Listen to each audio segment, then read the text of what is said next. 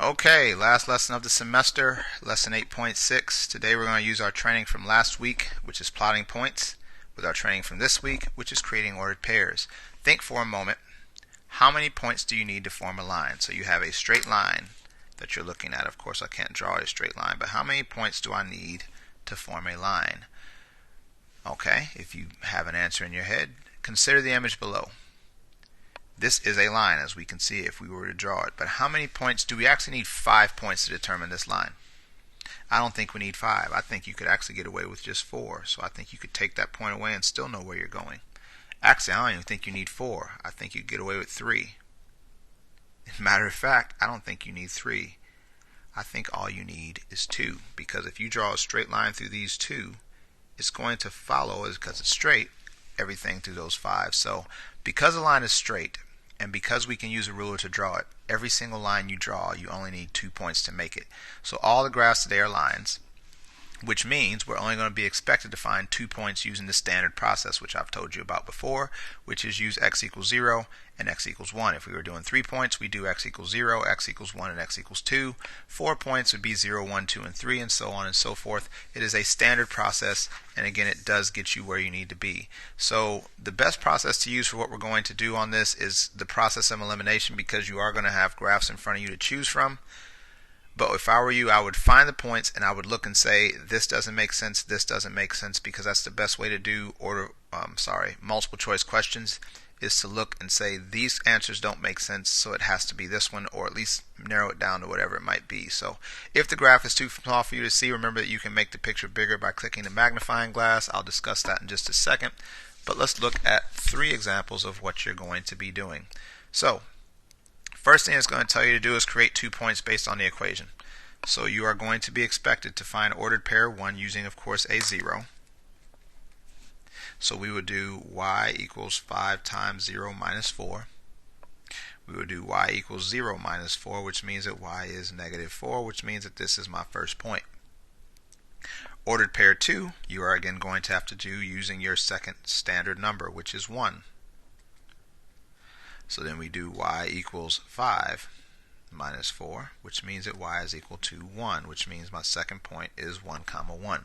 So putting our plotting together with everything, what I would do if I were you is I would look and say, you've got 3 options. Which one of these does not, or do any of these not go through 0, negative 4? This one's good. This actually goes through 0, negative 3, because remember, x means go left and right. So 0, negative 4 means don't go forward, but go down 4. This goes down 3, so it can't be this one. Look at C and notice again your first point goes 1, 2, 3, 4 down, which is good. So it's either A or B so far. Your second point is 1, 1. So ask yourself, is this 1, 1? Is this 1 over and 1 up? No, it's not, which means that it has to be this one, because notice it's 1 over 1 up. And so you would select C, and that would be all that you have to do. Find the 2 ordered pairs, and then use your common sense to pick out the one that has the 2 points that are actually on your graph. Remember, 0 and a number means either go up or down on the axis, because x is not moving forward at all. It means stand still and either go up or down as you're doing that. B, again, create 2 points. So the first thing I want to do is use 0, so I would do y equals 3 times 0 minus 2.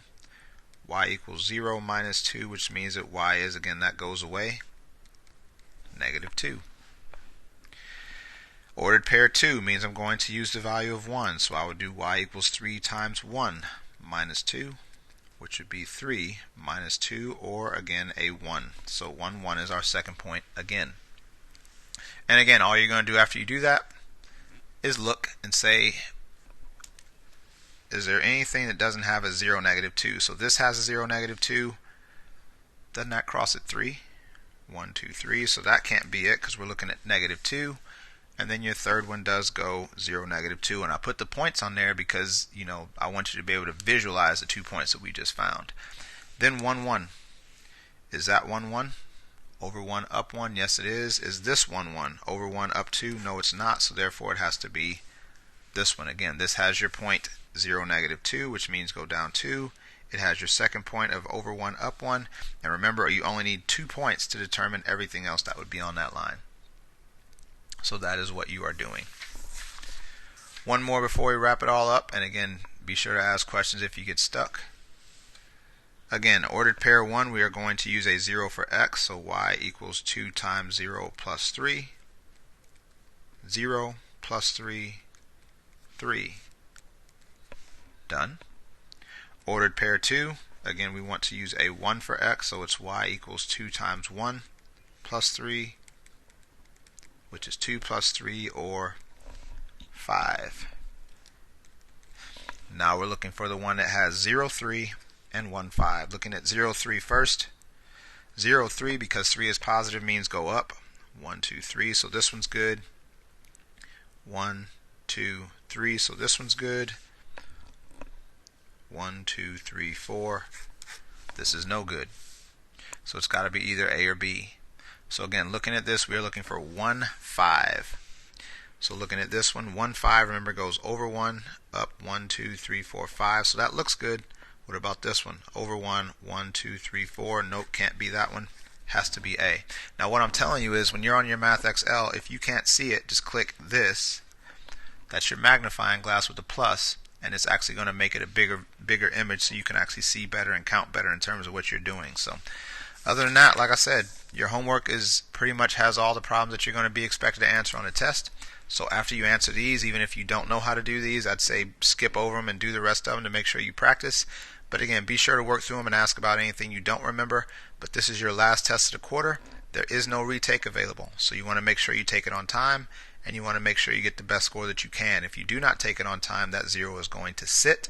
And what that means is you're probably not going to get any kind of help from me in terms of a boost, because remember I said you need a grade on every single test and quiz if you want to benefit from any kind of a boost. So other than that, like I said, just make sure you answer the last question and speak up when you need help. Good luck.